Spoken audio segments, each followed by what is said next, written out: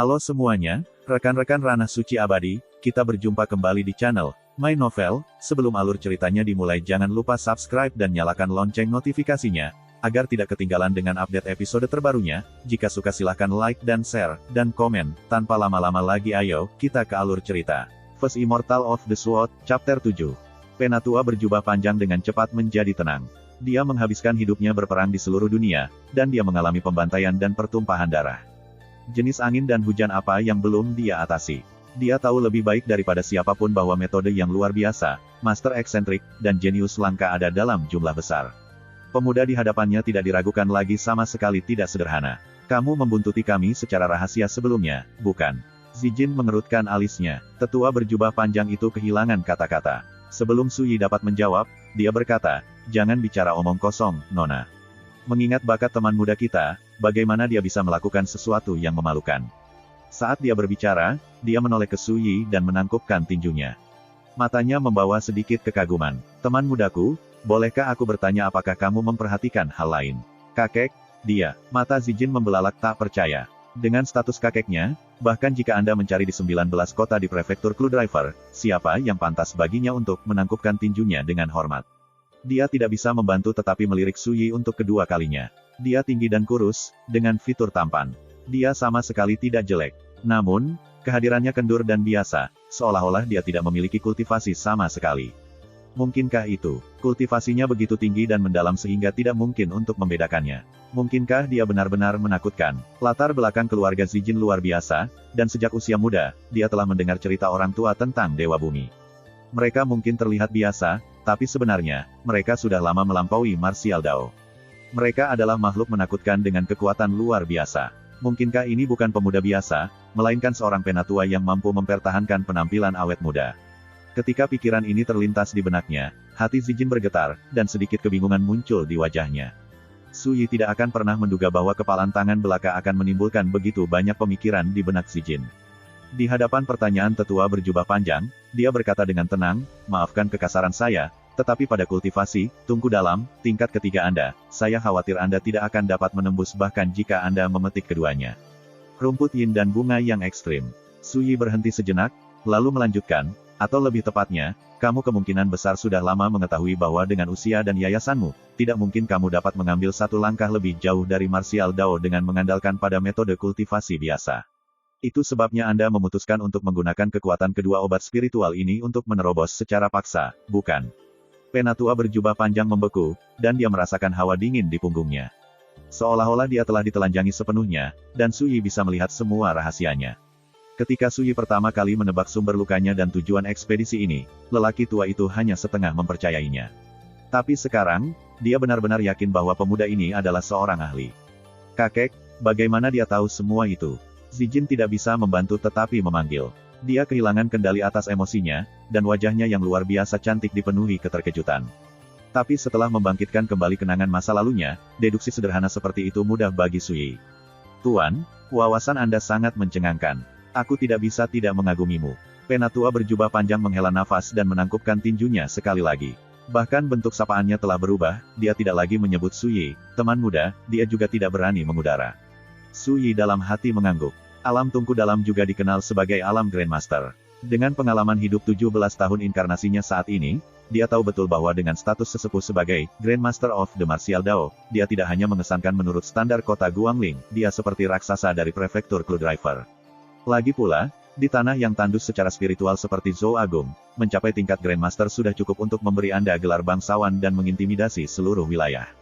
Terlepas dari status tetua berjubah panjang, dia memperlakukan Sui dengan hormat.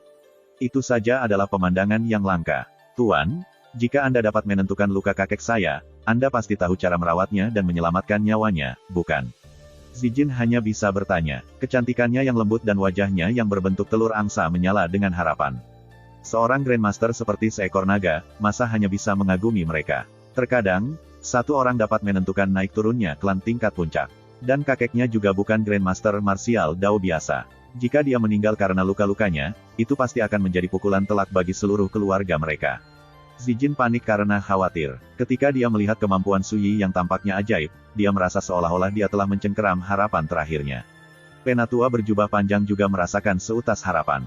Dia menangkupkan tinjunya sekali lagi dan berkata dengan sungguh-sungguh, orang tua ini bernama Xiao Tiankui. Di dalam prefektur Clue Driver, saya agak terkenal. Jika Anda bisa menyelamatkan hidup saya tidak akan melupakan bantuannya. Dia adalah Grandmaster Martial Dao yang perkasa, dan telah melakukannya selama bertahun-tahun. Dia sangat sadar bahwa Grandmaster lain pun tidak mungkin bisa melihat melalui luka-lukanya dalam sekejap.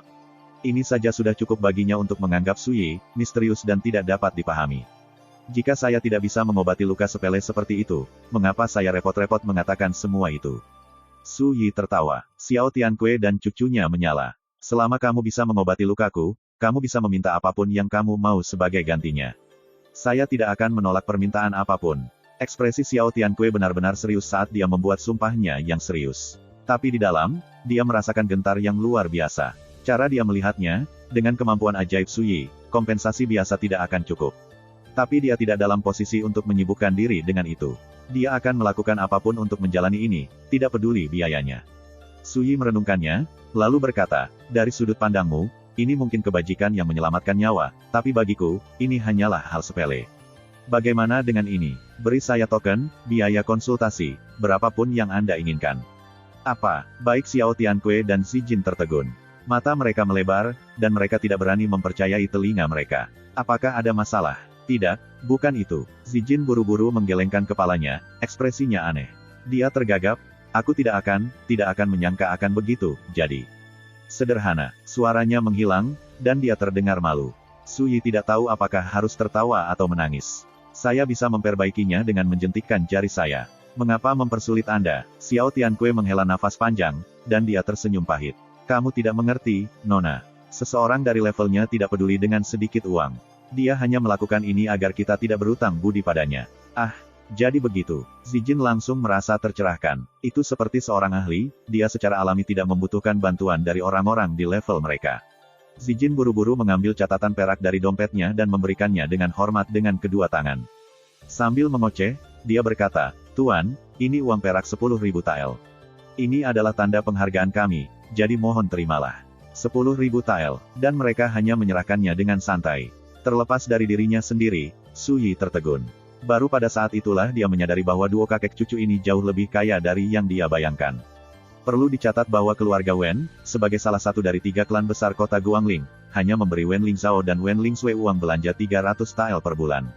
10.000 terlalu banyak. Su Yi menggelengkan kepalanya. Meskipun dia sangat membutuhkan uang untuk membeli ramuan obat, dia meremehkan menghasilkan uang dari hal seperti ini. Ketika Xiao Tiankui melihat ini, dia menghela nafas dalam hati. Dia semakin yakin bahwa ahli tinggi di hadapannya sama sekali tidak peduli dengan uang. Atau dengan kata lain, kepada pemuda misterius ini, menyelamatkan nyawanya dan mengobati lukanya. Benar-benar bukan masalah besar. Dia tidak serakah akan kekayaan, juga tidak ingin mereka berutang budi padanya, namun dia bisa melihatnya sekilas. Jika ini bukan ahli langsung dari legenda, Xiao Tiankui bahkan rela mencabut matanya sendiri. Dalam sekejap, dia menjadi lebih menghormati Su Yi. Dia orang tua yang cerdik, dan juga berpandangan jauh ke depan. Dia dalam hati memutuskan bahwa, setelah lukanya sembuh, dia akan membangun hubungan dengan ahli yang tinggi ini, tidak peduli apapun. Tapi Zijin tampak bermasalah. Dia berbisik, tapi uang kertas 10.000 tael adalah yang terkecil yang saya miliki. Su Yi kehilangan kata-kata. Seberapa kaya keluarga Zhou Agung bagi seorang gadis kecil seperti ini untuk menjadi begitu mencolok dengan uangnya. Tapi sebelum dia bisa mengatakan apa-apa, Xiao Tiankui berkata dengan sungguh-sungguh, Tuan, bagi warga biasa di dunia ini, 10.000 tael perak memang jumlah yang sangat besar. Namun, bagi saya, itu bukan apa-apa, juga tidak cukup untuk mengungkapkan rasa terima kasih saya. Seperti yang Anda katakan, bagi Anda, ini hanyalah hal sepele, tetapi bagi saya, ini adalah kebaikan yang menyelamatkan hidup. Dengan itu, dia membungkuk di pinggang dan berkata dengan tulus, tolong, terimalah. Hanya dengan begitu cucu perempuan saya dan saya dapat merasa nyaman. Ketika dia melihat kakeknya membungkuk dengan sangat sopan, Zijin panik. Tuan, Anda mungkin tertawa ketika saya mengatakan ini, tetapi di dalam Zhou Agung, 1 juta tael emas tidak cukup untuk ditukar dengan nyawa seorang Grandmaster seperti kakek saya, apalagi hanya 10.000 tael perak. Mohon diterima. Jika tidak, kakek saya akan menghabiskan hidupnya tersiksa oleh rasa bersalah. Saat dia berbicara, dia juga membungkuk dan menyodorkan uang perak itu. Su Yi merasa agak konyol. Dia menganggap ini hal sepele, menjentikkan jarinya. Siapa yang mengira mereka akan begitu bertekad untuk memberikan uang kepadaku? Dia tidak bisa diganggu untuk menolak, jadi dia hanya menerimanya dan tersenyum. Baiklah, kalian berdua tidak perlu terlalu sopan untuk maju, atau, biaya konsultasi, ini akan membakar jariku. Xiao Tianque buru-buru bangkit, wajahnya hanya tersenyum. Zijin menghela nafas lega, alisnya tampak rileks, dan dia tampak senang. Jika kamu ingin mengobati lukamu, selain minum obat selama seminggu, kamu harus menggunakan seni rahasia untuk membersihkan tubuhmu dari racun mayat. Hanya dengan begitu Anda dapat menghilangkan semua bahaya laten. Saat Sui berbicara, dia menulis resep. Itu termasuk lebih dari 30 jenis ramuan obat secara total, tetapi tidak satupun dari mereka yang langka atau berharga. Satu-satunya barang dalam daftar yang paling tidak berharga adalah kodok giok berumur 10 tahun. Tapi Sui percaya bahwa hal seperti itu tidak akan menyusahkan Grandmaster seperti Xiao Tianque. Terima kasih telah menulis resepnya untukku. Xiao Tianque memegang resep itu dengan kuat dan membungkus sekali lagi, hatinya penuh kegembiraan.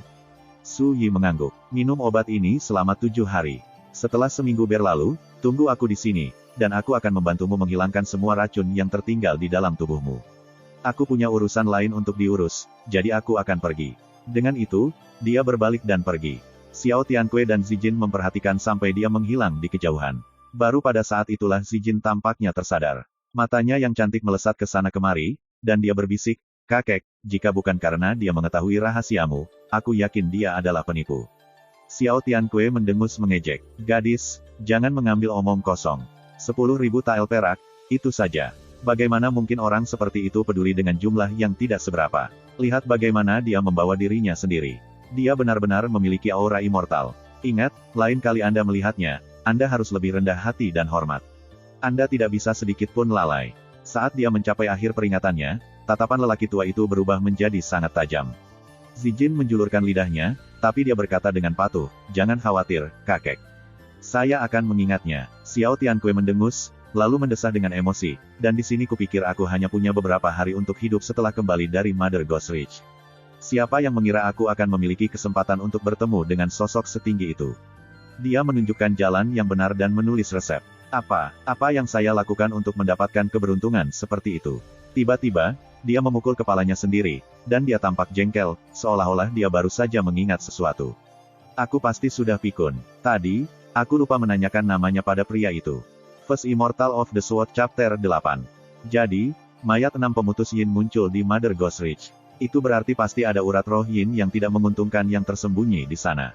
Itulah satu-satunya cara hantu di sana dapat mengalami transformasi mayat, mengelupaskan bentuk lama mereka, dan menjadi mayat Yin 6 pemutus. Bahkan di 9 provinsi alam liar, urat roh yang selaras dengan Yin jarang dan tidak biasa, namun ada yang muncul di dalam wilayah Zhou Agung yang mandul secara spiritual. Ini praktis keajaiban. Saat Sui merenung, dia berjalan menuju kota Guangling di sepanjang tepi Great Azure. Alam ketiga dari martial Dao adalah Tungku Dalam. Jika saya menggunakan vena roh selaras Yin untuk meredam organ dalam saya akan mencapai hasil 2 kali lipat untuk setengah pekerjaan. Selain itu, Mother Ghost Ridge memiliki Six Yin Grass dan Extreme Yang Flowers. Itu adalah obat-obatan berharga untuk kultivator alam Tungku Dalam. Setelah saya mencapai puncak dari alam peredaran darah, saya harus masuk dan melihat-lihat. Su Yi mengambil keputusan. Dia meninggalkan pertemuan kebetulan dengan Xiao Tianque dan Zijin dengan hasil panen yang banyak. 10.000 tael perak sudah cukup untuk membeli obat-obatan yang dia butuhkan untuk merendam tubuhnya. Pada saat yang sama, dia telah mengetahui beberapa kecerdasan yang sangat berharga tentang Mother Ghost Ridge. Seperti kehadiran vena roh Yin yang tidak menguntungkan. Ketika Su Yi tiba di kota Guangling, dia melihat para penjaga penguasa kota ditempatkan di luar gerbangnya. Mereka sepenuhnya lapis baja, dan mereka terlihat tegas, kuat, dan sangat mampu. Di hadapan para penjaga, sekelompok petinggi kota telah berkumpul, semuanya memiliki sikap yang luar biasa, mereka jelas sudah lama terbiasa dengan kekuasaan. Pakar biasa dari martial Dao tidak bisa dibandingkan dengan mereka sama sekali. Formasi militer yang begitu besar merupakan pemandangan langka di kota Guangling.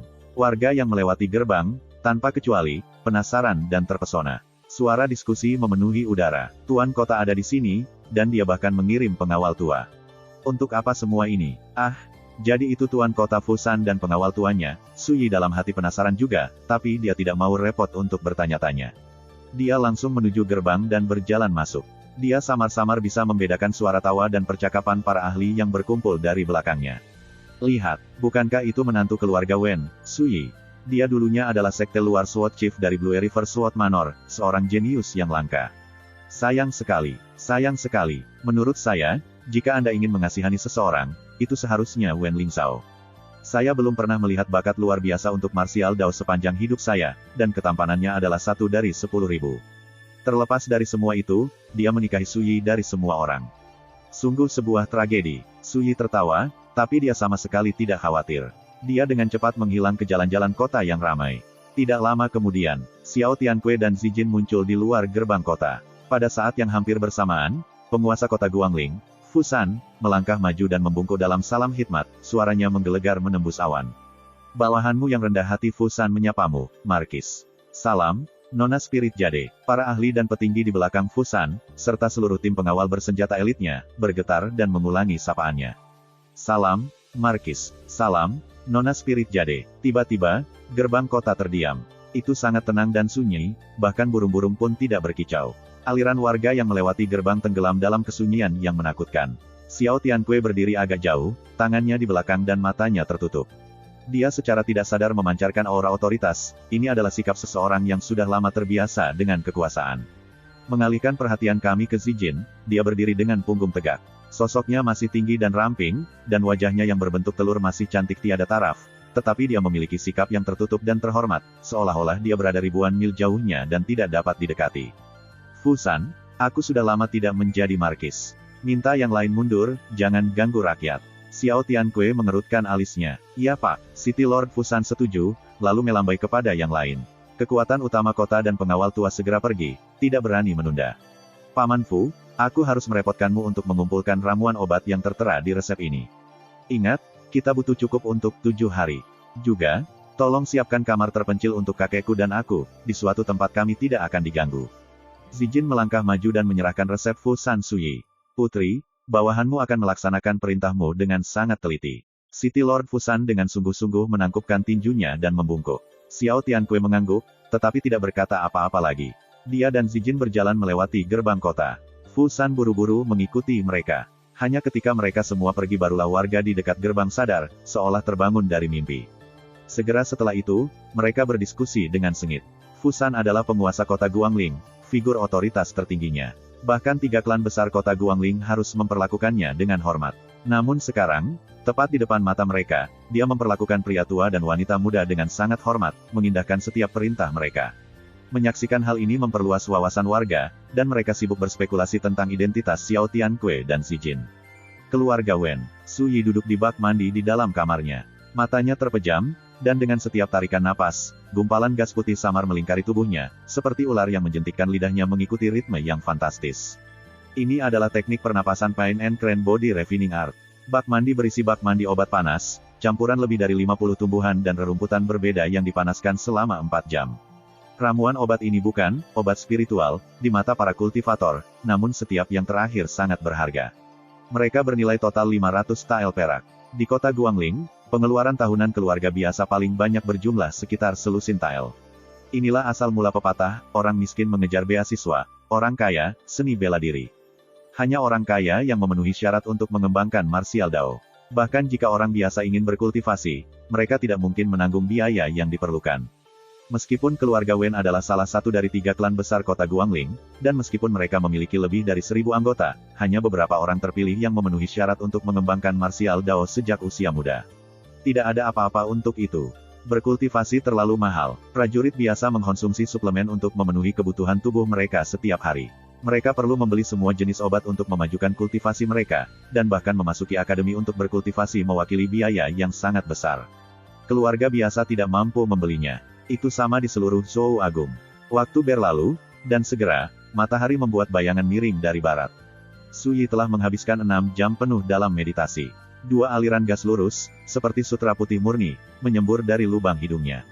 Aliran gas itu seperti anak panah. Mereka menembak ke depan sejauh 3 kaki, memotong udara seperti pisau dengan gemuruh samar yang mengingatkan pada guntur. Napasnya halus, namun menggelegar seperti guntur. Efek khas ini adalah hasil dari sirkulasi ki Anda ke seluruh tubuh Anda hingga mendidih. Saat itulah Su Yi membuka matanya, kilatan kecemerlangan di kedalaman tatapannya yang dalam, seperti ujung pisau atau derak listrik. Itu berkedip sebentar, lalu menghilang. Hari ini, saya menghabiskan pagi hari menghirup energi spiritual di sepanjang tepian Great Azure, dan sore hari memurnikan tubuh saya dengan mandi obat. Kurang dari 1 hari telah berlalu, tetapi fondasi saya di dalam alam peredaran darah sudah benar-benar kokoh. Suyi keluar dari bak mandi, mengenakan pakaiannya, dan berjalan ke halaman. Matahari terbenam, menebarkan cahaya lembut di atas pohon jujube di taman.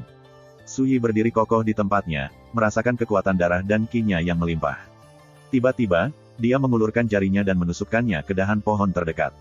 Memukul, seluruh cabang hancur menjadi bubuk. Anehnya, daun-daun hijau dahan itu melayang ke tanah, benar-benar utuh. Suyi mengendurkan jarinya dan mengangguk pada dirinya sendiri. Pada tahap awal martial Dao, para kultivator menyempurnakan fisik, darah, dan ki mereka. Pertempuran, bagaimanapun, adalah tampilan dari kekuatan dan kontrol mentah. Prajurit yang kuat dapat menancapkan tombak menembus kurma yang masih ada di pohon. Satu tusukan, satu buah. Mereka bisa menusuk lalat tanpa meninggalkan bekas di dinding di bawah. Ini adalah penerapan kekuatan yang luar biasa. Serangan jari Suyi adalah contoh lain. Gerakannya tampak biasa saja, tetapi dia menyerang seperti anak panah yang terlepas dari busurnya atau kilatan petir yang tiba-tiba. Jarinya menghancurkan dahan dengan sangat mudah, namun meninggalkan daun yang rapuh dan rapuh sepenuhnya utuh. Ini mewakili tingkat kontrol halus yang luar biasa.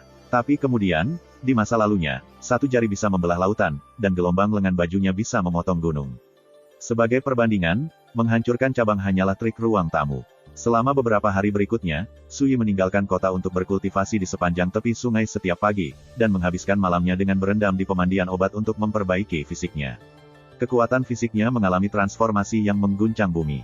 Selama ini, adik iparnya, Wen Lingsui, kembali ke Pinnacle Sword Manor. Tepat sebelum dia pergi, dia secara khusus mengingatkan Suyi bahwa dia akan berusia 16 tahun hanya dalam beberapa hari dan dia berharap dia berpartisipasi dalam perayaan itu. Suyi setuju tanpa ragu. Puncak dari realem sirkulasi darah tahap awal. Pagi itu, saat Suyi meninggalkan tepi Great Azure, dia merasakan perubahan pada tubuhnya. Terlepas dari dirinya sendiri, seringai puas tersungging di sudut bibirnya. Teknik pemurnian tubuh pinus dan derek benar-benar merupakan teknik dasar nomor 1 dari 9 provinsi alam liar. Setelah menguasai esensi dan kedalamannya, dia mengalami transformasi dramatis yang mirip dengan kelahiran kembali hanya dalam 5 hari. Dia telah membangun fondasi yang kuat untuk usahanya di masa depan dalam satu gerakan. Lebih baik lagi, dia lebih kuat dari kehidupan masa lalunya di level ini.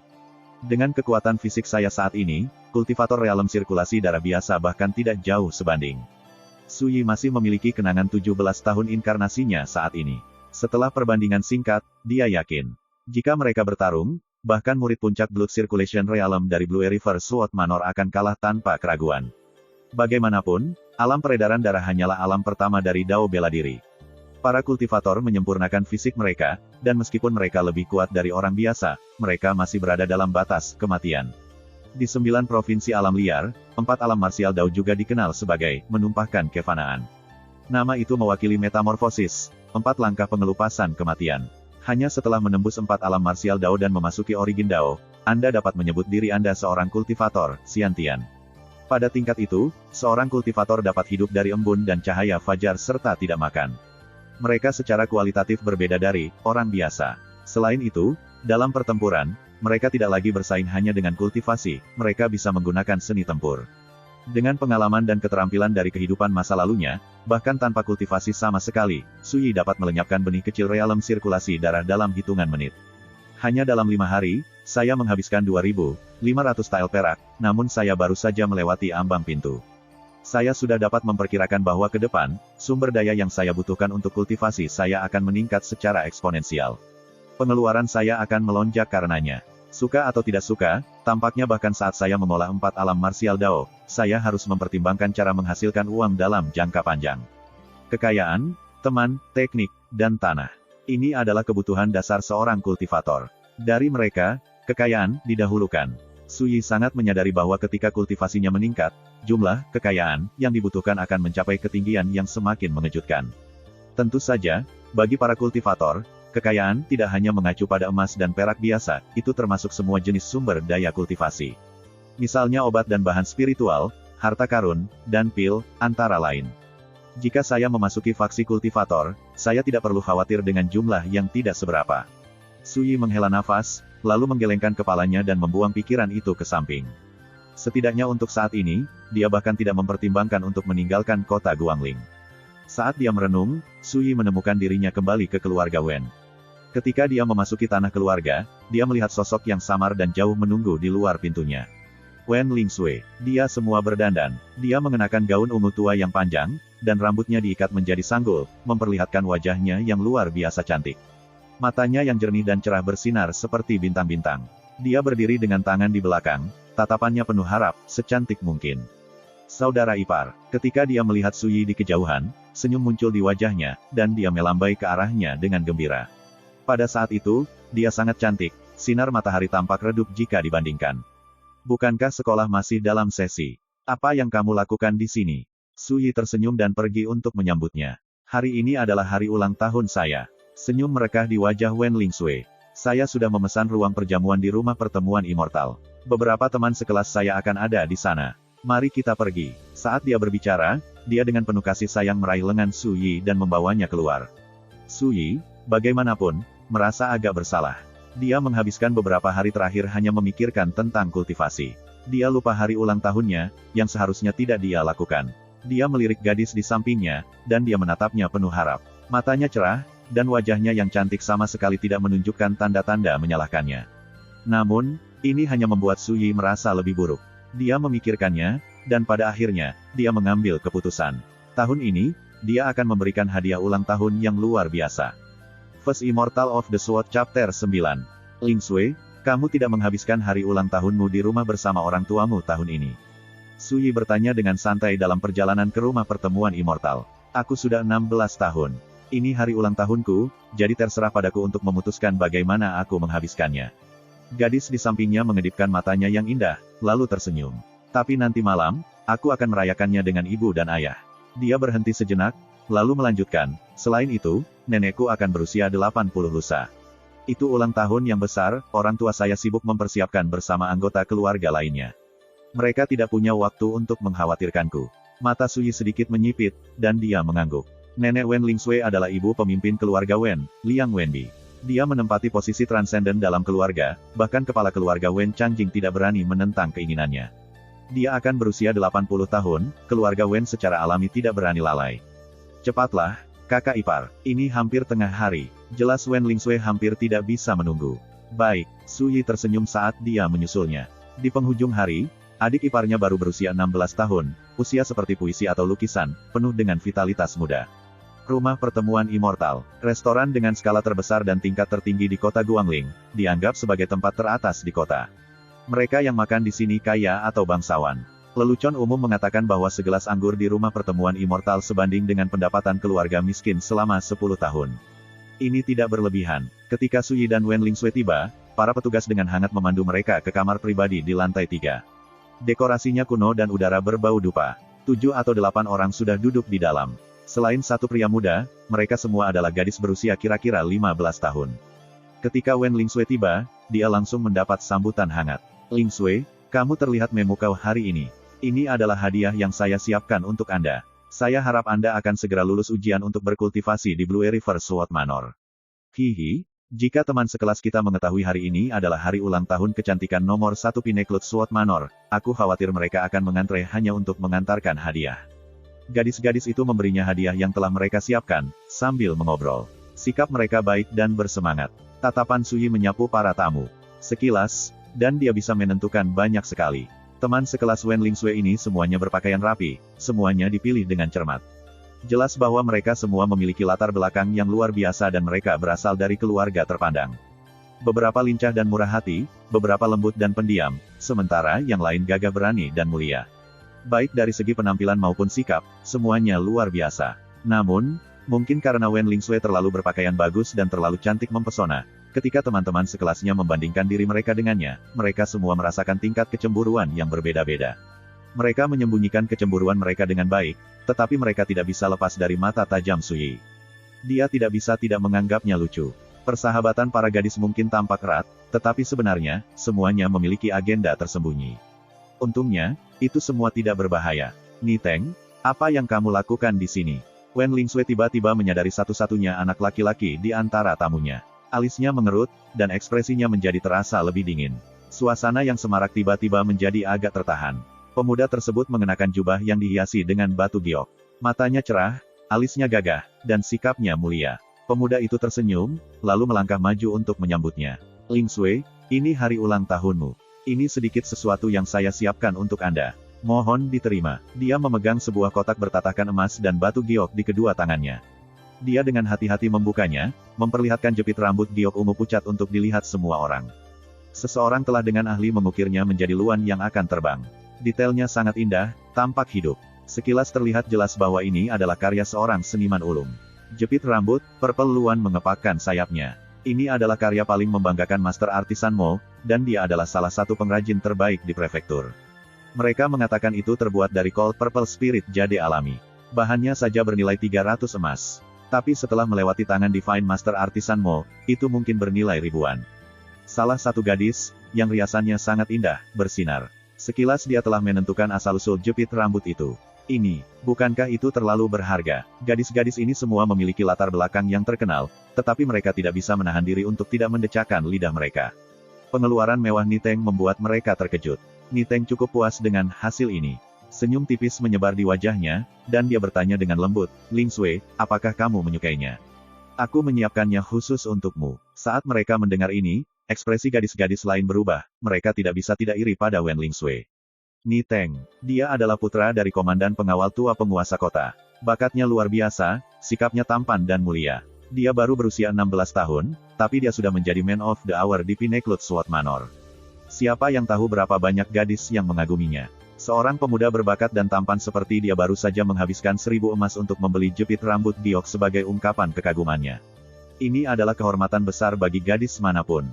Siapa yang tidak berharap hal seperti ini terjadi pada mereka? Namun alis Wen Ling Sui hanya berkerut lebih dalam, dan ekspresinya berubah menjadi lebih dingin. Hadiah ini terlalu berharga untuk saya terima. Anda harus menyimpannya. Senyum Niteng membeku, digantikan oleh sedikit kesusahan. Namun, sebelum dia bisa menjawab, Wen Ling Sui meminta semua orang untuk duduk. Dia bahkan secara khusus meminta agar Su Yi duduk di sampingnya. Dari awal hingga akhir, dia membiarkan Niteng menggantung sepenuhnya. Namun, ketika mereka melihat kesulitan Niteng, beberapa gadis tidak dapat menahan diri. Mereka angkat bicara, satu demi satu, dan dengan hangat mengundangnya untuk duduk. Niteng dengan cepat mengendalikan emosinya dan duduk sambil tersenyum, seolah-olah dia sudah benar-benar melupakan kecanggungannya sebelumnya. Namun, setiap kali tatapannya tertuju pada Su Yi, dia merasakan ketidaknyamanan yang tak bisa dijelaskan. Sejujurnya, itu bukan hanya Niteng.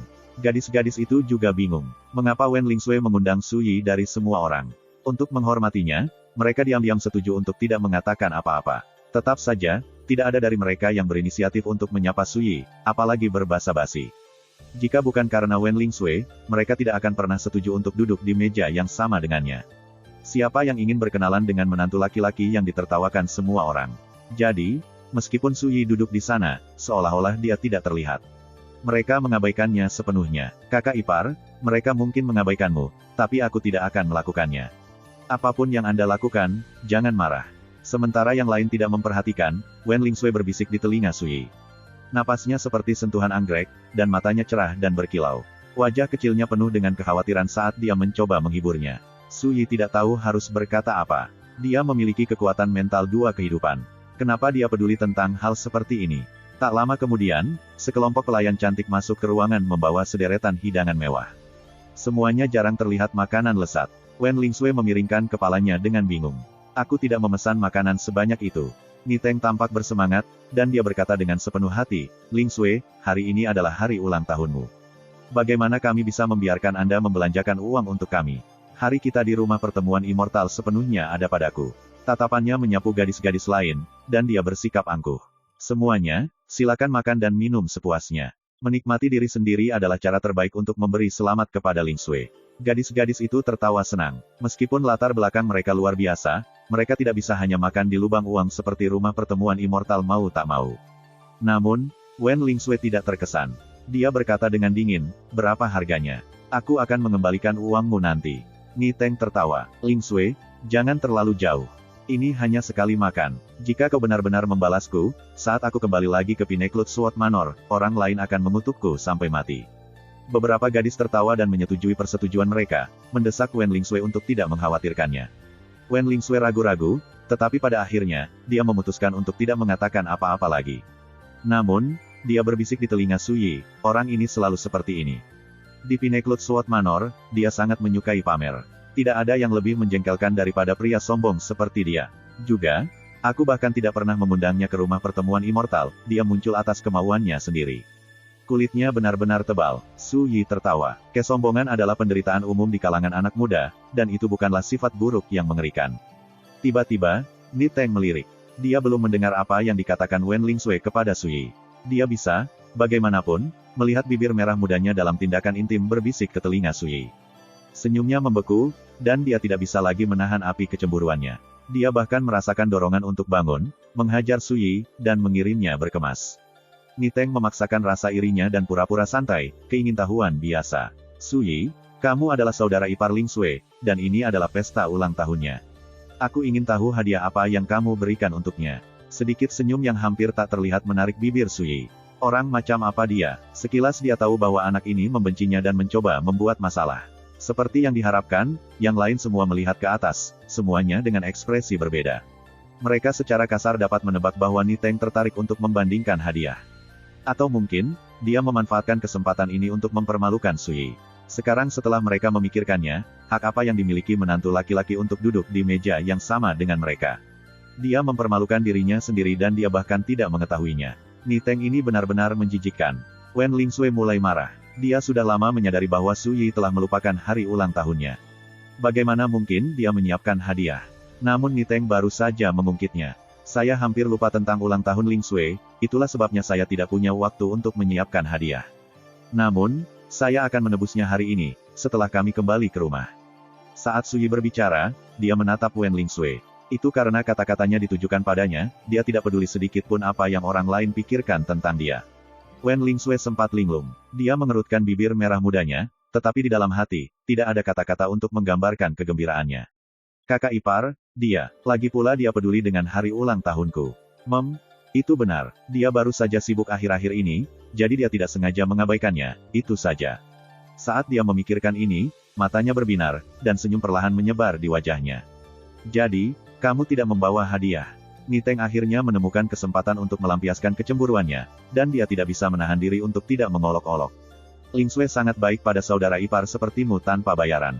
Lihat dirimu, aku tidak menyangka kamu bahkan akan melupakan hari ulang tahunnya. Gadis-gadis yang hadir tidak bisa membantu tetapi menggelengkan kepala. Anda tidak dapat mengandalkan tembok yang dibangun di atas lumpur. Su Yi ini benar-benar tidak kompeten. Tapi sekarang setelah kupikir-pikir, dia adalah menantu laki-laki keluarga Wen, seorang pria yang hidup dengan merayu seorang wanita. Hadiah apa yang bisa diberikan pria seperti itu? Apapun itu, pasti kalah jika dibandingkan dengan jade perperluan hairpin dari senior apprentice Brother Ni Teng.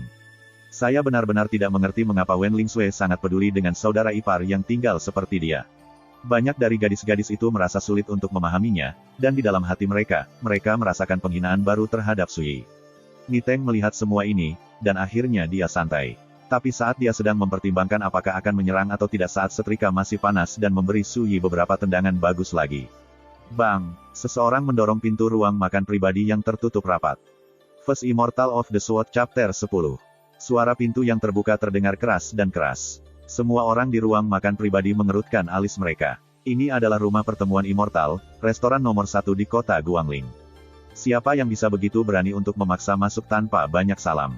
Cukup lancang. Semua orang secara naluriah melirik ke arah ambang pintu. Ketika mereka melihat pendatang baru, ekspresi semua orang berubah. Wen Lingsui dan Ni Teng tidak terkecuali. Apa yang dia lakukan di sini? Saya mendengar Lingsui sedang merayakan ulang tahunnya di sini, jadi saya memutuskan untuk membatalkan pesta. Hahaha, aku tidak mengagetkanmu, kan?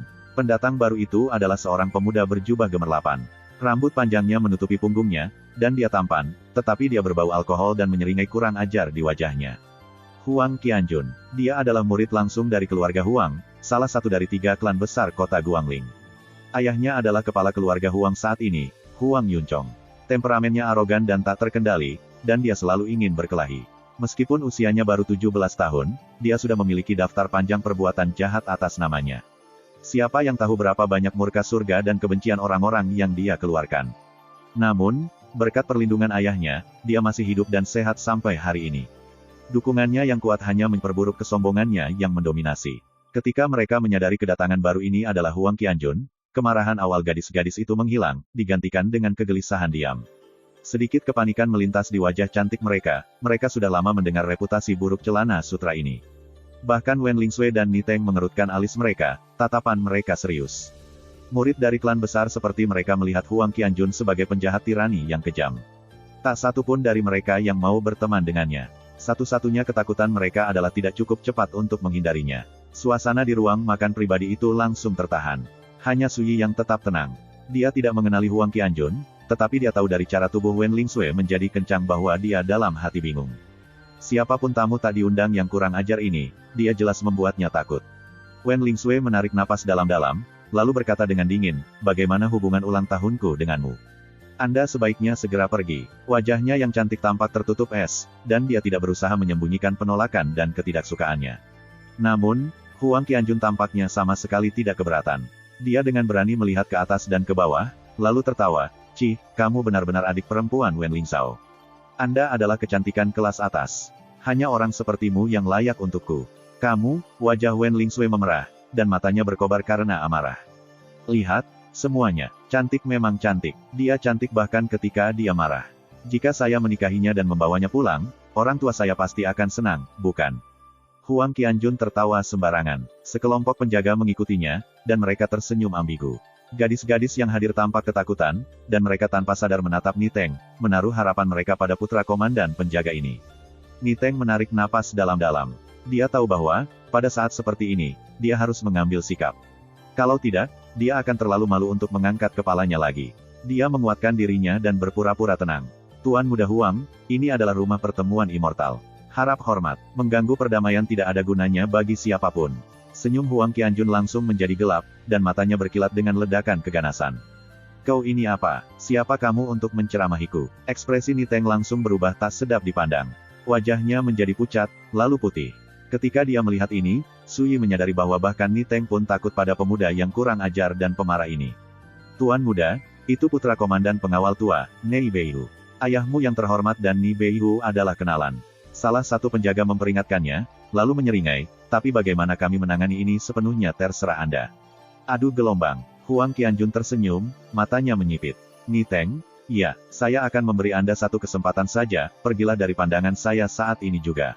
Atau yang lain, saya akan sangat senang mengalahkan Anda dan melemparkan Anda ke jalanan seperti anjing mati." Dia hanyalah senyuman, namun kata-katanya sangat mengesankan dan kejam. "Saat itu terjadi, aku khawatir kamu akan menjadi bahan tertawaan seluruh kota Guangling. Reputasimu akan hancur, dan kamu akan terlalu malu untuk mengangkat kepalamu lagi." Niteng membeku, dan tanpa disadari tinjunya terkepal begitu erat, persendiannya memutih. Pembuluh darah di punggung tangannya menonjol, dan dia merasakan rasa malu dan amarah yang tak terlukiskan. Melihat ini, darah terkuras dari wajah gadis-gadis itu, dan mereka merasa semakin bingung dan tak berdaya. Tak satu pun dari mereka yang berada di ruang makan pribadi memiliki latar belakang setinggi Niteng.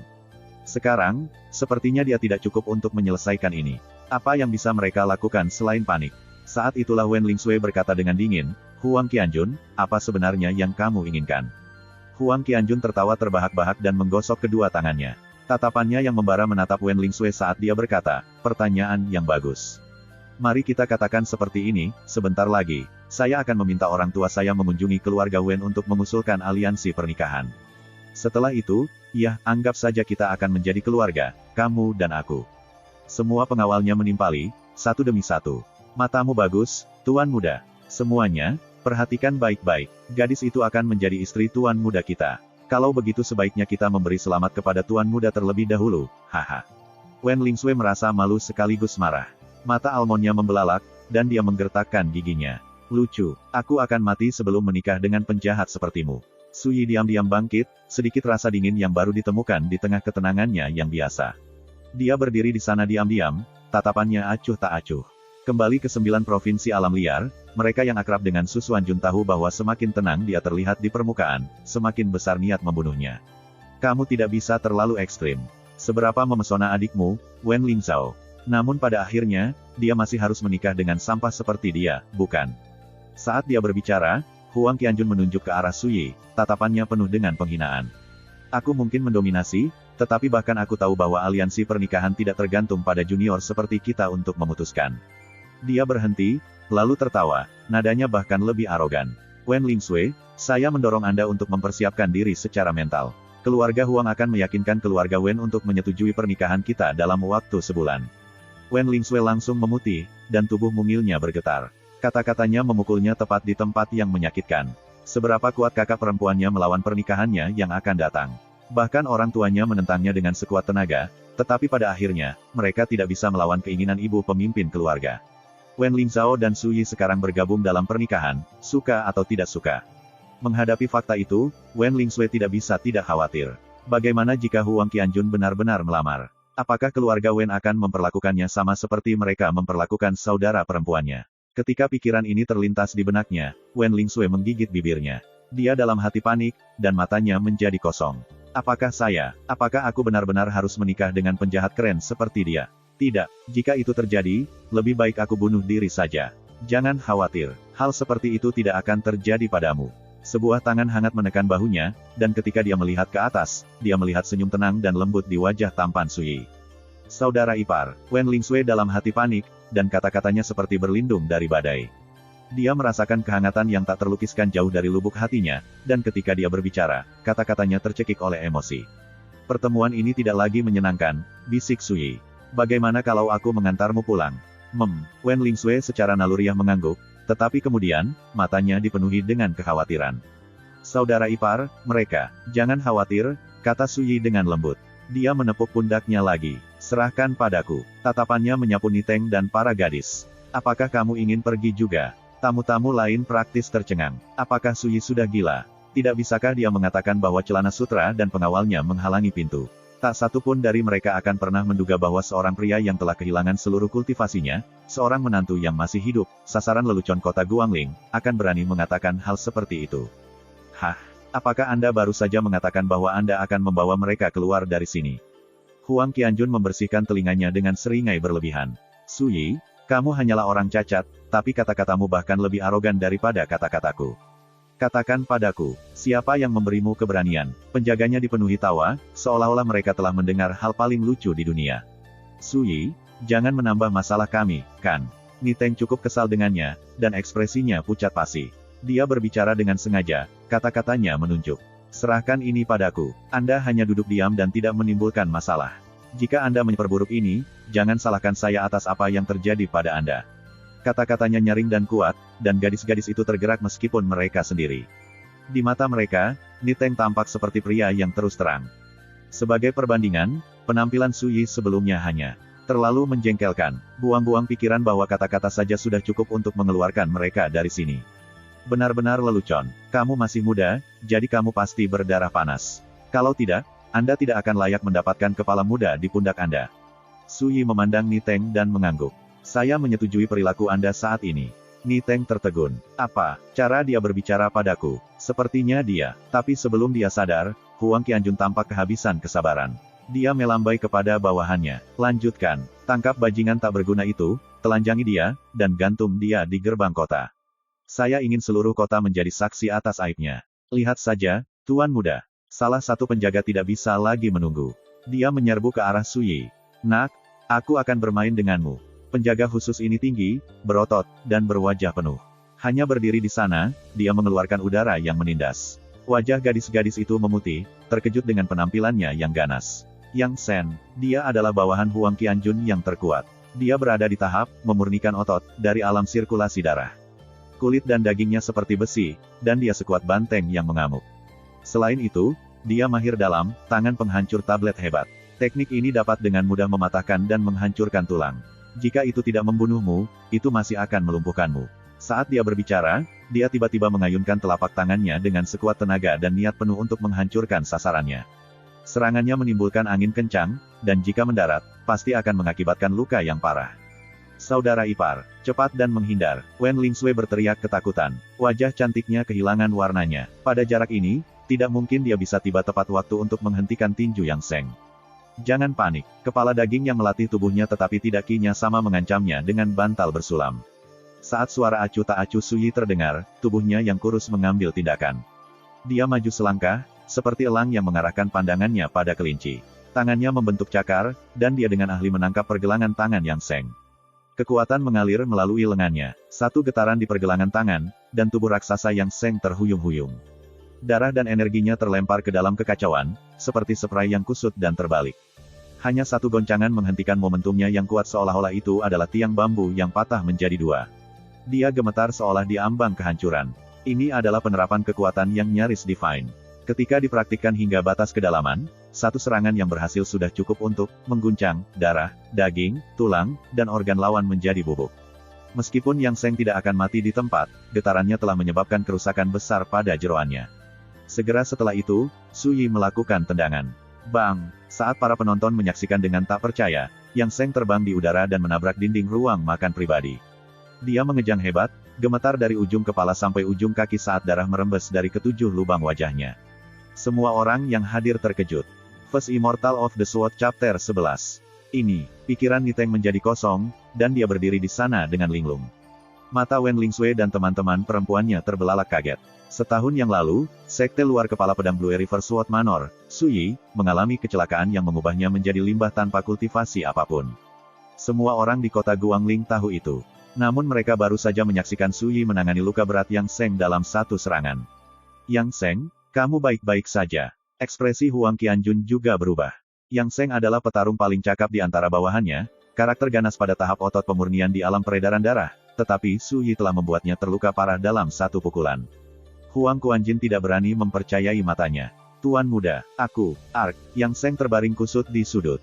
Dia mencoba berjuang untuk berdiri, hanya untuk meretas seteguk darah. Kepalanya terkulai ke samping, dan dia pingsan. Ekspresi Huang Qianjun langsung dipenuhi dengan kebencian yang luar biasa dan kejam. Kemarahannya memuncak, dan dengan sapuan lengannya yang tiba-tiba, dia meraung, untuk apa kau berdiri saja di sana? Cepat dan bunuh dia. Pengawalnya saling memandang, lalu melangkah maju dan menyerbu. Masing-masing dari mereka adalah seorang kultivator, dan mereka adalah karakter jahat yang bertarung dan membantai secara teratur. Mereka bukan hanya penjahat pemula. Ketika semuanya menyerang sekaligus, mereka seperti segerombolan buaya lapar. Momentum ganas mereka sendiri membuat Wen Lingsui, Niteng, dan para gadis menonton dengan napas tertahan. Tangan dan kaki mereka menjadi dingin, dan pikiran mereka menjadi kosong. Meskipun mereka mulai mengembangkan martial Dao di usia muda, mereka tidak pernah khawatir tentang makanan, pakaian, atau tempat berlindung, dan mereka tidak pernah mengalami pertumpahan darah atau pertempuran hidup dan mati. Kapan mereka pernah melihat yang seperti ini? Hati dan pikiran mereka bergetar, secara efektif membuat mereka tetap pada tempatnya. Ini tidak luput dari perhatian Su Yi. Nanti, saya harus mencari kesempatan untuk melatih Lingsui. Menumbuhkan martial Dao bukan hanya soal duduk dan bermeditasi. Menempa pikiran, keberanian, dan sikap Anda juga diperlukan. Terlepas dari kesulitannya, dia tetap tenang seperti biasanya, tidak cemas atau bingung. Hanya ketika musuhnya mendekat barulah Su Yi maju selangkah. Telapak tangannya mengayun keluar. Apa? Itu tampak seperti tamparan biasa, tetapi penjaga di depan kelompok itu merasa seolah-olah dia telah menabrak gunung. Pukulan itu membuatnya terbang, menghancurkan kursi kayu pirus yang elegan. Dia tidak memberi mereka kesempatan untuk bereaksi. Sebelum mereka tahu apa yang terjadi, Su Yi maju. Dengan setiap langkah yang dia ambil, dia mengirim seorang penjaga terbang. Satu menabrak dinding, mematahkan tulangnya. Seseorang bertabrakan dengan meja, membuatnya basah kuyup dalam sup dan tertutup makanan. Yang satu ditampar begitu keras, dia jatuh ke belakang, mulutnya berbusa. Pada langkah ketujuh Su Yi, ruang makan pribadi sudah hancur, dan semua penjaga terbaring lemas di tanah. Segala macam tangisan dan rintihan yang menyakitkan naik ke udara. Dari awal hingga akhir, gerakan Su Yi adalah lambaian tangan yang sederhana, santai, dan bersahaja. Gadis-gadis itu berdiri di sana, bingung dan lidah keluh. Su Yi yang mereka abaikan sejak awal perjamuan, limbah, yang mereka anggap remeh sebagai menantu laki-laki, cukup kuat untuk menyapu seluruh kelompok penjaga. Ini jauh melampaui harapan mereka sehingga mereka tidak bisa lebih terkejut lagi. Niteng juga tercengang. Rambutnya berdiri tegak. Ketika dia mengingat itu, beberapa menit yang lalu, dia bertanya-tanya bagaimana cara terbaik untuk memberikan beberapa tendangan bagus kepada Su Yi. Hatinya bergetar. Saat para tamu menyaksikan dengan sangat tidak percaya, Su Yi melangkah ke arah Huang Qianjun. Matanya menyipit, dan bibirnya terangkat menjadi seringai samar. Apakah kamu baru saja mengatakan kamu ingin aku mati? Seluruh tempat terdiam. Wajah Huang Qianjun berganti putih dan hijau. Emosinya melayang bolak-balik, bingung 1 menit dan tercengang berikutnya. Dia jelas tertegun juga. Dia tidak akan pernah menduga bahwa gabungan semua pengawalnya bukan tandingan Su Yi. Su Yi tidak seperti menantu laki-laki lumpuh dan tidak berharga yang dia bayangkan. Saat ini, Su Yi tinggal selangkah lagi. Ketika Huang Qianjun melihat ke dalam mata yang dalam dan sulit dipahami itu, dia merasakan hawa dingin yang tak tertahankan mengalir di punggungnya. Teror melanda dirinya, dan dia gemetar hebat dari ujung kepala sampai ujung kaki. Namun, dia telah menjadi tuan muda yang mendominasi dan sombong selama bertahun-tahun, jadi dia menguatkan dirinya dan berkata, Su Yi, bahkan jika kamu jauh lebih kuat dari ini, kamu masih berstatus rendah, rendah hati, hidup menantu laki-laki, sementara aku adalah murid dari garis keturunan langsung keluarga Huang. Mengatakan itu dengan lantang meningkatkan keberaniannya, dan nadanya berubah menjadi tajam dan dingin. Serang jika kamu berani, lanjutkan, tetapi jika Anda melakukannya, tunggu saja. Keluarga Huang akan membalaskan dendamku. Huang Qianjun telah melemparkan bebannya di sekitar kota Guangling selama bertahun-tahun. Ini pada dasarnya karena latar belakang keluarganya, dia berasal dari keluarga Huang, dan ayahnya adalah kepala keluarga saat ini. Ini adalah sumber kebanggaannya yang mendominasi. Seperti yang diharapkan, ketika mereka mendengar ancaman Huang Qianjun, hati Wen Lingsui dan Ni Teng tenggelam. Mereka baru menyadari betapa seriusnya dampak dari insiden ini nantinya. Namun, Su Yi hanya tertawa. Apakah kamu mengancamku? Tangannya tiba-tiba terangkat, mencengkeram leher Huang Qianjun dan mengangkatnya ke udara. Dia berbisik, jika kamu punya nyali, teruslah bicara. Lihat sendiri apakah aku berani membunuhmu atau tidak. Cengkeraman di leher Huang Qianjun sangat menyakitkan, dan wajahnya memerah dan ungu.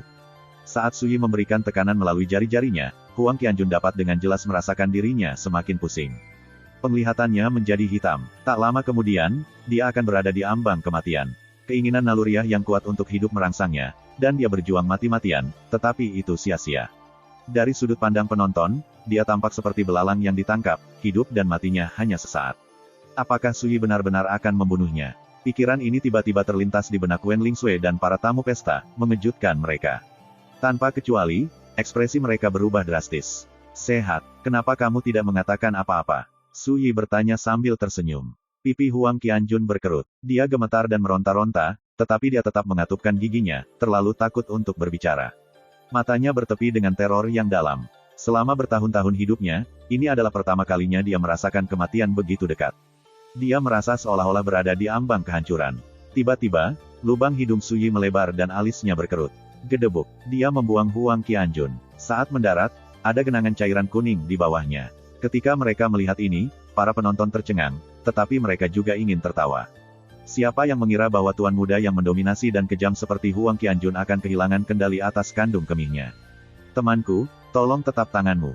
Tiba-tiba, mereka mendengar suara dari luar ruang makan pribadi. Seorang pria berjubah brokat bergegas masuk, lalu menangkupkan tinjunya sebagai salam. Nama saya Yue Tianhe, dan saya adalah pemilik tempat yang sederhana ini. Tolong bantu saya dan biarkan tuan muda Huang pergi. Petik 2. Yue Tianhe, murid Wen Lingsui dan Ni Teng menyempit. Mereka semua pernah mendengar cerita tentang pemilik rumah pertemuan immortal. Dia bermata tajam dan sangat mampu. Selain itu, latar belakangnya misterius, dan semua tamunya berasal dari eselon atas kota Guangling. Tapi bertentangan dengan semua harapan, Su Yi tidak memberi Yue Tianhe wajah sama sekali.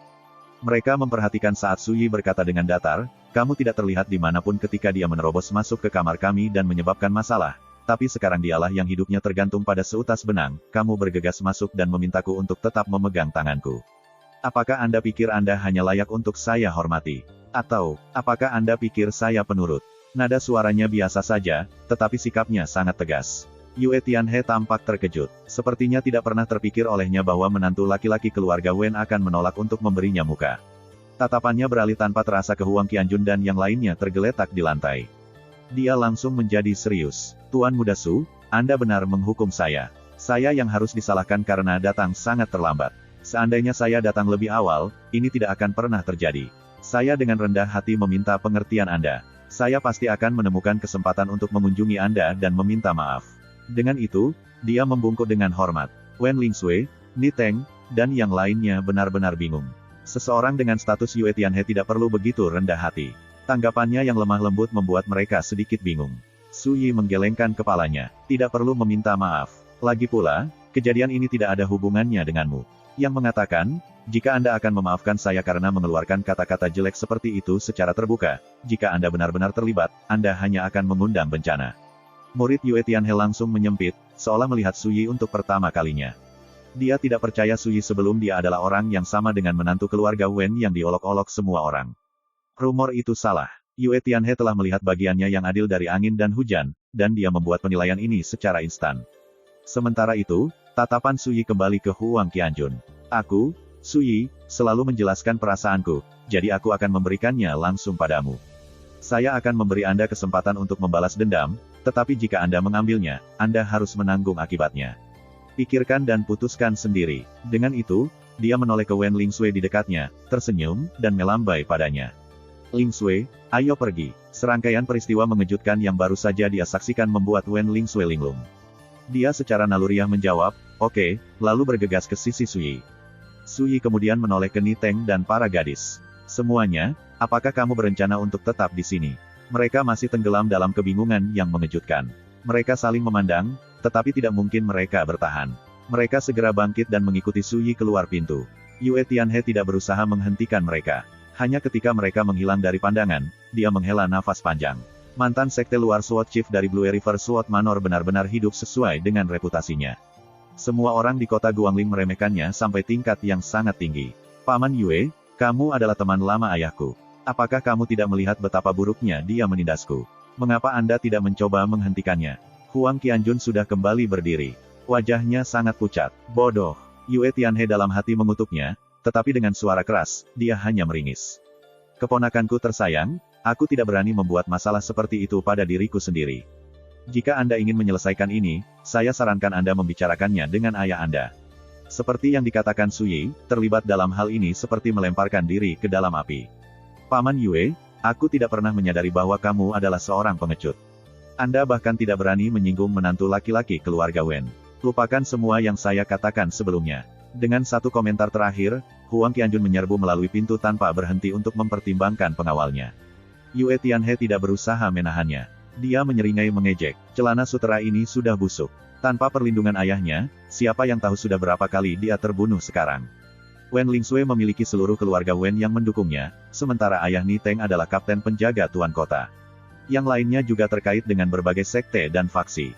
Aku harus benar-benar bodoh untuk terlibat dalam semua ini. Tatapan Yue Tianhe kemudian menyapu para penjaga keluarga Huang yang terluka parah, keraguan muncul di hatinya. First Immortal of the Sword Chapter 12. Di luar tempat berkumpul Immortal. Teman dan teman sekelas Wen Lingsui buru-buru pergi, tetapi sebelum mereka pergi, kebanyakan dari mereka hanya bisa melirik Suyi. Siapa yang mengira bahwa dalam menghadapi agresi Huang Qianjun, Ni Teng yang mereka harapkan hanya bisa bertahan, sementara Suyi yang mereka hina akan memberi mereka kejutan yang menyenangkan. Setelah ragu sejenak, Ni Teng berkata, Suyi, aku akan membalas kebaikan ini. Kemudian, dia berbalik dan pergi. Dia selalu suka pamer, tapi setelah kejadian hari ini, dia terlihat lebih pendiam. Lagi pula dia tidak terlalu buruk. Suyi tersenyum. Syukur dan membalas kebaikan orang lain adalah kebajikan. Kakak ipar, barusan, bibir Wen Lingsui terbuka, tetapi dia tampak ragu untuk melanjutkan. Ayo pulang dulu. Suyi tersenyum dan memotongnya, lalu mulai memimpin. Itu juga bagus. Wen Lingsui memaksakan kekhawatirannya dan bergegas mengejarnya. Saat mereka mendekati perkebunan keluarga Wen, Suyi merenung sebentar, lalu berkata dengan suara lembut, Lingsui, setelah kejadian hari ini, hanya ada dua kemungkinan hasil. 1. Pria Huang Qianjun itu pulang untuk mencari bala bantuan. 2. Dia memutuskan untuk menelan amarahnya dan tetap diam. Wen Lingsui berkata dengan panik, celana sutera manja seperti dia. Setelah menderita kerugian seperti itu, bagaimana mungkin dia hanya tersenyum dan menanggungnya? Dia pasti akan kembali untuk membalas dendam. Suyi mengangguk. Kamu benar, tetapi bahkan jika dia melakukannya, tidak apa-apa. Dia hanya akan datang mencariku. Ini hanya membuat Wen Lingsui semakin khawatir. Dia menarik napas dalam-dalam, lalu berkata dengan sungguh-sungguh, Kakak ipar, kejadian hari ini terjadi karena aku. Tidak mungkin aku membiarkan bahaya menimpamu. Tekad yang kuat bersinar di wajahnya yang mungil dan cantik. Tenang, kata Suyi. Dia mengulurkan tangan untuk mengacak-acak rambutnya. Kejadian ini tidak seserius yang kamu pikirkan. Wen Lingsui mendengus tanpa sadar. Kakak ipar, aku akan kembali dulu. Saat dia berbicara, dia berbalik dan berlari ke perkebunan keluarga Wen. Suyi menggelengkan kepalanya dengan sedikit putus asa. Gadis bodoh. Bahkan jika kamu meminta bantuan orang tuamu, tidak mungkin mereka peduli denganku. Lalu, dia tersenyum. Dia memiliki seseorang yang peduli dan mengkhawatirkannya, itu tentu saja hal yang baik. Baginya, kejadian hari ini di rumah pertemuan Immortal tidak sedikit pun penting. Apa, pengganggu yang tidak berguna? Suyi mengalahkan Huang Qianjun. Ketika Wen Lingsui menjelaskan semua yang telah terjadi, Qin King tidak bisa lagi duduk. Dia melompat berdiri dengan sangat takjub. Wen Changtai hampir tidak berani mempercayai telinganya. Huang Qianjun. Dia adalah pewaris kepala keluarga Huang, Huang Yunchong. Jika kakak ipar tidak ada di sana hari ini, dia akan sangat menggertak saya. Dia bahkan mengatakan dia akan muncul dengan lamaran pernikahan, dan begitu dia membawaku pulang, dia akan mengajariku tempatku. Mata cerah Wen Lingsui basah oleh air mata saat dia dengan getir melampiaskan keluhannya. Bu, tidak peduli apa, kamu harus membantu kakak iparku. Qin King melihat merah. Dia mengertakkan gigi dan meludah, aku sudah lama mendengar cerita tentang kelakuan buruk penjahat manja itu. Mereka mengatakan tidak ada kedalaman di mana dia tidak akan tenggelam, tetapi saya tidak pernah menduga dia akan mencoba dan menancapkan cakarnya ke putri saya. Tapi, Qin King terdiam, dan alisnya berkerut. Saya khawatir saya tidak memiliki kemampuan untuk menyelesaikan ini. Itu semua karena ayahmu tidak berguna. Dia berbalik dan menatap tajam ke arah Wen Changtai. Wen Changtai meringis, lalu bergumam, Suyi membawa ini pada dirinya sendiri. Apa hubungannya dengan saya? Bu, jika kamu menolak untuk terlibat, aku akan pergi menulis surat untuk bantuan kakak, kata Wen Lingsui dengan panik. Dia adalah murid akademi asal surga sekarang. Mata Qin King berbinar, dan dia menamparkan pahanya. Betul sekali, status dan posisi kakakmu tidak seperti sebelumnya. Sekarang dia punya ide, dia berdiri. Aku akan berbicara dengan kepala keluarga sekarang. Saya menolak untuk percaya dia akan mengabaikan permintaan kami, jika hanya demi Ling Zhao. Wen Lingsui langsung menyala dengan gembira. Cepat, Bu, buru-buru, gadis bodoh, aku melakukan ini untukmu, kata Qin King kesal. Aku hanya membantu mocer itu sementara aku melakukannya. Itu hal yang sama, kata Wen Lingsui, senyumnya seperti bunga mekar. Ola klan, Suyi, pemborosan itu. Dia benar-benar mengalahkan Huang Qianjun dan para pengawalnya. Ketika dia mengetahui mengapa Qin King datang, kepala keluarga Wen Changjing merasa sulit untuk percaya. Itu tidak terasa nyata. Qin King membeku. Betul sekali, mocer Suyi itu tidak memiliki kultivasi lagi. Kepala keluarga, bagaimanapun juga, Huang Qianjun itu menggertak Lingsui. Jika dia kembali untuk membalas dendam, kita tidak bisa hanya berdiam diri. Qin King tampak penuh dengan kekhawatiran. Ketika Ling Zhao menikahi Suyi, saya sudah berpikir untuk bunuh diri. Jika sesuatu terjadi pada Lingsui, aku benar-benar tidak ingin hidup lagi. Qin King menutupi wajahnya dan menangis. Wen Changjing mengerutkan alisnya, merenungkannya, lalu berkata, tentu saja aku akan turun tangan. Lagi pula, Lingsui adalah anggota keluarga Wen. Bagaimana mungkin kita membiarkan keluarga Huang menggertaknya? Qin King langsung menyala dengan rasa terima kasih dan kegembiraan. Kepala keluarga, kata-katamu membuatku nyaman. Jangan terlalu bersemangat. Wen Changjing menggelengkan kepalanya, ekspresinya dingin. Yang saya katakan adalah bahwa saya akan melindungi Lingsui. Saya tidak pernah mengatakan saya akan melindungi Suyi. Tidak peduli alasannya, dia menyebabkan kekacauannya, dan dia harus menanggung akibatnya sendiri. Hati Qin King tenggelam, dan dia berkata dengan ragu-ragu, kepala keluarga, jika dia tidak menjulurkan lehernya, Lingsui mungkin akan sangat menderita. Menurutmu, Wen Changtai dengan dingin memotongnya. Kakak ipar, sepertinya aku mengingatmu membenci menantumu itu lebih dari apapun di dunia ini. Mengapa Anda tiba-tiba berbicara atas namanya? Dan jangan lupa, hanya beberapa hari yang lalu, dia sangat menyinggung Tuan Muda Wei Zheng yang tepat di depan semua orang. Aku bahkan belum membawanya ke tugas ini. Saat dia mengucapkan kalimat terakhir itu, nadanya mengesankan, dan kata-katanya mengungkapkan kemarahannya. Qin King membeku, malu. Saat dia hendak menjawab, Wen Changjing memotongnya lagi. Lusa adalah ulang tahun ke-80 ibu pemimpin keluarga. Saya memiliki banyak hal untuk diperhatikan. Anda kembali dulu. Itu sama saja dengan menunjukkan pintu padanya. Qin King tidak berani mengganggunya lebih jauh, jadi dia bergegas pergi. Ketika dia kembali ke kediaman keluarga mereka, dia melihat Wen Lingsui menunggunya dengan penuh harap. Bu, bagaimana hasilnya? Gadis itu menatapnya penuh harap. Qin King memaksakan senyum, lalu berkata dengan ambigu, kepala keluarga telah setuju untuk terlibat. Itu akan baik-baik saja. Lingsui, kamu akan kembali ke Pinnacle Sword Manor besok. Jadilah baik dan tetap tinggal, sama sekali tidak mungkin Huang Qianjun berani membuat masalah untukmu. Saya senang mendengarnya. Kakak ipar juga tidak akan diintimidasi. Gadis itu mengangguk senang dan melompat kegirangan. Qin King, bagaimanapun, merasakan gelombang rasa bersalah, dan dia berusaha menghibur dirinya sendiri. Bahwa Suyi pada akhirnya adalah orang luar. Bahkan jika keluarga Huang memberinya pelajaran, itu bukan masalah besar kecuali mereka membunuhnya. Dia tiba-tiba sepertinya mengingat sesuatu. Benar, Lingsui, kakak iparmu, apakah dia memulihkan kultivasinya? Wen Lingzhao menggelengkan kepalanya. Aku juga tidak tahu. Bagaimanapun, baik Huang Qianjun dan pengawalnya sama sekali tidak berdaya melawannya. Saat dia berbicara, matanya berbinar, dan pemandangan pertempuran Suyi di rumah pertemuan immortal muncul di benaknya. Memikirkannya saja sudah membuatnya emosi. Qin King tertawa dingin, seolah-olah dia telah melihat melalui Suyi sampai ke detail terkecil. Saya perhatikan anak itu menyembunyikan sesuatu sejak lama. Berapa banyak mata berputar dan kata-kata berduri yang dia alami selama setahun terakhir. Namun saya belum pernah melihatnya kehilangan kesabaran. Seperti malam adikmu kembali. Hanya dalam beberapa kata, dia membuat marah Wei Zeng yang setengah mati, dan dia membalikkan seluruh situasi. Bagaimana, pemborosan yang tidak berguna, dapat mencapai hal seperti itu? Aku harus mencari kesempatan untuk mendapatkan jawaban darinya. Wen Lingsui hanya terkikik sebagai tanggapan, tetapi dia tetap diam. Dia berpikir pada dirinya sendiri, dia adalah saudara iparku. Tentu saja dia hebat. Kota Guangling, keluarga Huang. Suasana di dalam aula megah mereka sangat menindas. Huang Qianjun berlutut di lantai, suaranya serak. Ayah, aku tahu aku salah. Saya bersedia mengakui kesalahan saya, dan ke depan, saya pasti akan berkultivasi dengan tekun.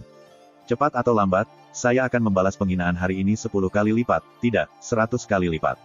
Kepala keluarga Huang Yunchong duduk, diam dan tanpa ekspresi, di kursi utama aula. Dia tinggi dan mengesankan dengan jubah hitam lengan lebarnya, seperti harimau yang berjongkok atau naga yang melingkar, kehadirannya seluas dan sekuat lautan. Udara begitu tercekik, Huang Qianjun merasa seolah-olah dia hampir tidak bisa bernapas. Lama berlalu sebelum Huang Yunchong tiba-tiba bangkit dan tertawa terbahak-bahak. Dengan ambisi seperti itu, kamu pasti akan mencapai sesuatu yang hebat suatu hari nanti. Bangun, besok, saya akan mengunjungi Su Yi untuk membahas masalah ini. Tempatnya adalah rumah pertemuan immortal.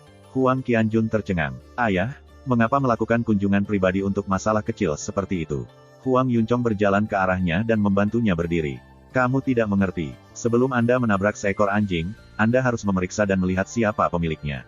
Saya Huang Yunchong, dan Anda adalah anak saya. Matanya berkilat sedingin es, dan kata-katanya dingin. Saya akan menggunakan dia sebagai contoh. Saya ingin semua orang di kota Guangling tahu bahwa Anda adalah timbangan terbalik Huang Yunchong, dan jika ada yang berani menyentuh Anda, mereka akan berbagi nasib yang sama dengan Su Yi. Huang Qianjun terkejut sekaligus senang. Ayah, apakah kau akan membunuhnya sendiri? Bunuh dia, tidak, saya akan mempermalukannya dan membuatnya hidup lebih buruk daripada kematian. Kamu akan mengetahuinya besok. Nada suara Huang Yunchong biasa saja, seolah-olah masalah ini sepele. Sebuah meja berdiri di dekat jendela. Su Yi duduk dengan punggung lurus. Dia mengambil kuasnya, dan memercikkan tinta ke seluruh halaman. Karakter anggun dan mendalam yang tak lekang oleh waktu melompat ke atas perkamen. Baru setelah malam tiba, Su Yi menyisihkan kuasnya. Meja sudah ditumpuk tinggi dengan lembaran kertas tipis, semuanya tertutup tulisan. Besok pagi, aku akan memberikan teknik pernapasan ini kepada Lingsui, pikir Su Yi dalam hati. Hari ini adalah ulang tahunnya yang ke-16, tetapi karena kehilafannya, dia lupa membelikannya hadiah. Karena itu, dia memutuskan untuk memberinya teknik kultivasi marsial Dao sebagai gantinya. Tapi yang mengejutkannya, ketika dia pergi mencarinya keesokan paginya, para pelayan memberitahunya bahwa dia telah meninggalkan perkebunan keluarga Wen dan kembali ke Pinnacle Sword Manor untuk melanjutkan studinya. Besok adalah ulang tahun ke-80 ibu pemimpin keluarga Wen. Lingsui pasti akan ada di sana. Tidak ada alasan aku tidak bisa menunggu dan memberikan ini padanya. Su Yi menggelengkan kepalanya, lalu meninggalkan perkebunan keluarga Wen. Akhir-akhir ini, dia keluar setiap pagi untuk berkultivasi di tanah spiritual, di sepanjang tepi Great Azure. Hari ini tentu saja tidak terkecuali. Dia melanjutkan kultivasinya sampai tengah hari, lalu kembali ke kota dan perkebunan keluarga Wen. Besok pagi, aku harus pergi merawat luka Xiao Tiankui. Itu akan menjadi satu hal yang harus saya lakukan. Su Yi berpikir sambil berjalan, tapi tiba-tiba, dia membeku di tengah langkah. Dia sepertinya merasakan sesuatu, dan dia menatap ke suatu tempat tidak jauh. Tuan Muda Su, Tuan kami menyampaikan undangannya. Seorang tetua jangkung berjubah hitam berdiri sedikit lebih jauh di jalan, memimpin sekelompok orang.